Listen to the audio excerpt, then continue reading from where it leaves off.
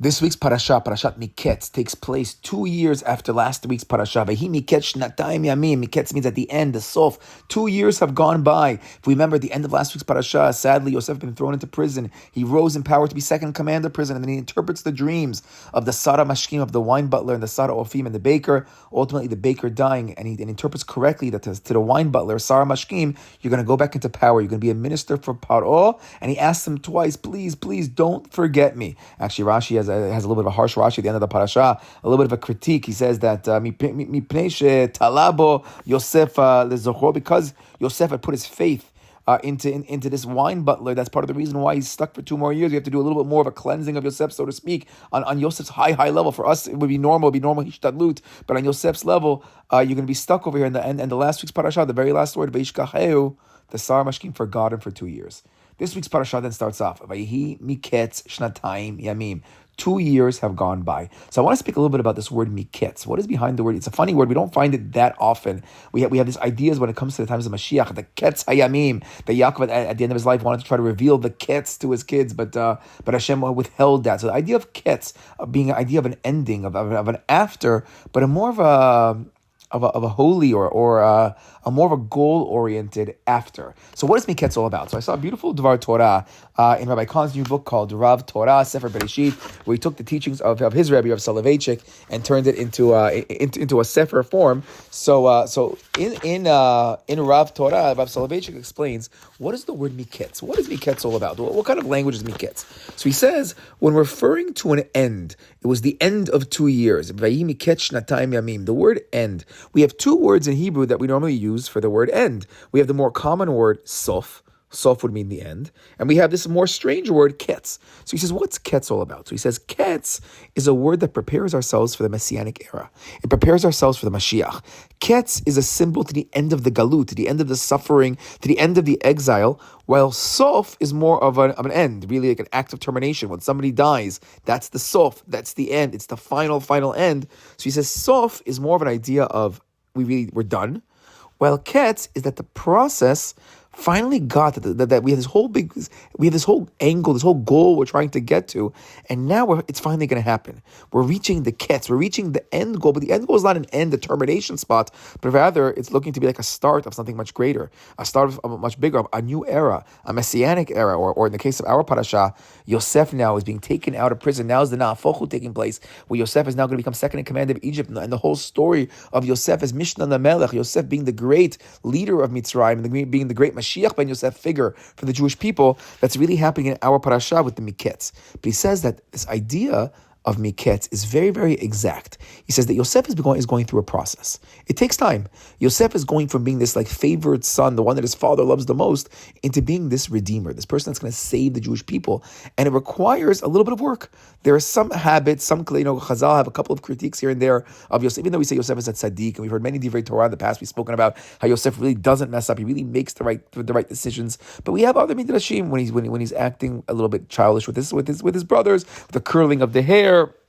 We have certain, or here Rashi says even harsher when it comes to putting his bitachon in the Sara Mashkim. There's a couple of things that Yosef has to work through, and it sounds like his time going through slavery in Egypt and his time going through the jail was building him. And says Rav Soloveitchik, it's building him until eventually now, exactly at this moment, after 2 years, he's now ready to step it up. And he says it's all part of a big process, because he says Yosef could have been sold to anybody. Who is he sold to? He's sold to Potiphar. Potiphar is the chief executioner. He's a minister for Paroah as well. He's the guy that, according to many opinions, is in charge of the jail. It's not random. He's being put in places to build him, so that ultimately when he does raise himself in power, and he does become the second in command, he now really has control over Egypt, and he's the ability to actually make that change in Egypt that the world needs. He actually, look at the language as well. The language says it's Miketz, Vayi Miketz shnatayim yamim. What does it mean Miketz shnatayim yamim? And it's after, it's when we reach the end of the 2 years. But it says, it could have just said shnatayim, 2 years. What does it mean shnatayim yamim? The word yamim, shnatayim days.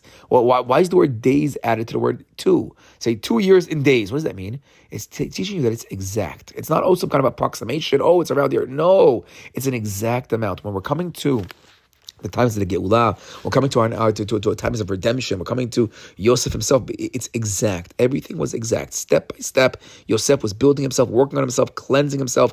Now he's ready. And now that he's ready, the pasuk goes on, it says, Miketz and Hashem Paroah cholem. And now all of a sudden, Paro has a dream. So it says Rav Soloveitchik beautifully. Why does it say the word cholem? Cholem is like in the present tense. He's like, and Paro is dreaming. He's like this dreaming person. We don't, it didn't say that, and leparo haya chalom. And there was a dream, and here was Paro's dream. But it's written in the present tense. Now Paro is dreaming. We're not going to have one dream. We're going to have ourselves two dreams. So it says Rav Soloveitchik beautifully, Paro at this point, something is changing. This is now the hand of HaKadosh Baruch Hu. This is the Emek Chevron. This is Hashem's divine plan.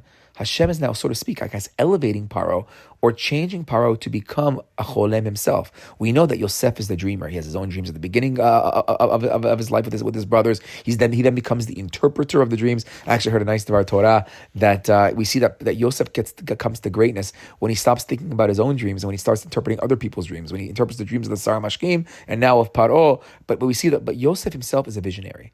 Yosef is a dreamer. Paroah wasn't until right now. And Hashem makes it, okay, 2 years are it's Miketz. We reached the Ketz of Yosef reaching his potential. He's ready to go. So now what happens? Now Hashem's going to make it that Paroah himself now becomes a cholem as well. Now, why do we want Paroah to also be a dreamer? So it says Rav Soloveitchik, because we want Paroah to become a visionary. We want Paroah to also see the bigger picture. Because why? Because now when Paroah is going to see Yosef, a visionary can understand a visionary. A great person can understand a great person. He says a nice example. He says, you have yourself a lamdan, a person who really knows Torah, Talmid Chacham. A Talmid Chacham very quickly can speak to another Talmid Chacham, and with a couple questions here and there, he could figure out, is this person also a Talmid Chacham, or just playing games and saying little ideas. Somebody who knows, like a genius understands another genius. A visionary understands another visionary. And that's what's taking place right now. With the hand of HaKadosh Baruch Hu, Hashem now turns Paro into a cholem in the present tense. Paro is now a visionary himself, and now he's looking for somebody very, very, very, very, very important. Now he sees Yosef, he goes, whoa. He says, Yosef, this guy is chacham v'navon. He's wise and he is knowledgeable, meaning, which he explains over here, that he sees the bigger picture, but he also knows how to implement the bigger picture. He knows how to make a plan, the silos, store the grain. This is a guy. Paro is a businessman. Paro is a leader, and he sees that Yosef is a leader. So it takes a great person to see a great person. So we see again the hand of HaKadosh Baruch Hu, that Hashem is now elevating Paro to the level of a cholem, so you can see the visionary of Yosef himself and now pick Yosef.